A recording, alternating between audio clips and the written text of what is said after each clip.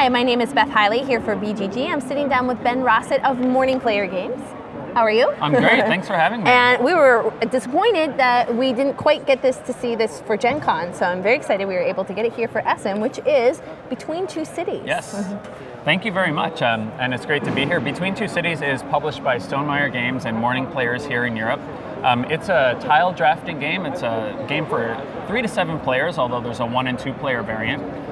It's a tile drafting and city building game in which you are a master builder that's been asked by 2 different cities to help rebuild your city centers. Now, what's interesting about this game is that you've got a dual partnership aspect going on, but it's still a competitive game. So each player is going to be building one city with the player to their right and another city with the player to their left. So actually the players are going to sit in between 2 cities. And so during the game, you'll be working in these 2 partnerships, these 2 permanent partnerships. At the end of the game, all of the cities are going to get scored for their value, and you are only going to receive the scores for the value of your lower partnership. So if the city you built with the player to your left scores 60, and the city you built with the player to your right scores 50, then your final score for the game is 50. And what's interesting about that is it forces you to put equal amounts of effort and attention into both of your partnerships. So you can't just ignore the player to one side, because if you do that, you're going to lose and score the lower city. Right. So it creates this positive player interaction around the table where you always have incentive to work with your neighbors, not against them. But at the same time, it's a competitive game that there's only one winner at the end of the game. All right, so why don't you walk us through what a turn might look like?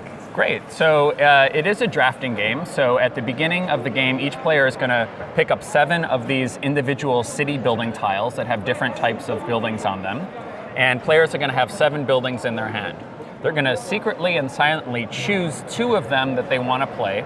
They're going to take the other 5 tiles and kind of put them underneath the city marker to their left. All right, so we'll just say I will take those 2, and I will pass this along to the Coliseum player. And this just indicates that you're ready to play. So now everyone around the table at the same time, and again, this is a 3 to 7 player game, so everyone is going to simultaneously flip the tiles that they chose.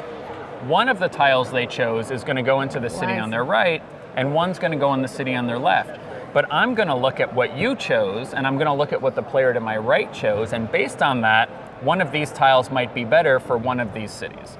So there's going to be this kind of circular negotiation that goes on around the table, where you're trying to convince your partner, oh, let's play these 2 tiles here into this city because these go really well together.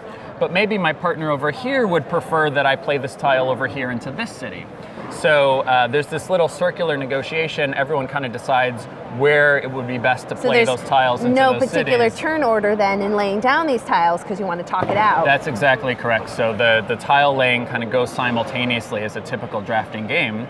And then once everyone has decided which of the cities each of those tiles is going to go into, you're going to pick up the tiles that are passed to you from the player on your right, and we're going to do that again and do a draft again. Now what's really interesting, of course, is that you're sitting next to your partners. So you are actually passing that stack of tiles to your partner. And then that stack's going to get smaller, and they're going to pass it along to their partner. So you're always kind of subtly giving information to your partners about what you want them to play based on the tiles that you're passing them. And of course, you are working together cooperatively in the sense that you want to work with your partner to make the city as great as it can possibly be, even though you're hoping to score that city for the number of points at the end of the game. How long do you think a full game with a higher amount of players, like 5 or more players, how long would a full game take you? It takes 20 minutes. Fast. Really no matter if it's 3 players, 7 players, or the 2-player variant, it's about a 20-minute game.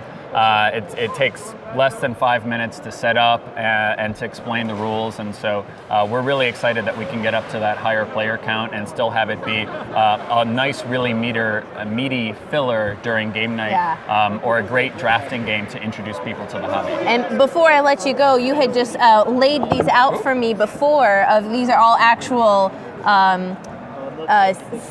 city icons from around the world. Exactly. So we wanted, instead of just little cubes or something to denote the cities, we wanted to give something that was a little thematic and something nice in the box. And so we've got the Colosseum here in Rome, and the Eiffel Tower in Paris, and the Sydney Harbour Bridge, and the Taj Mahal, and we've got other ones in the box for the other 7 cities. You'll have to go buy the game and open up the box to see what else is in there. Well, Ben, this is one I've really been personally looking forward to. It looks fantastic, and if you guys want to check it out, that is Between Two Cities.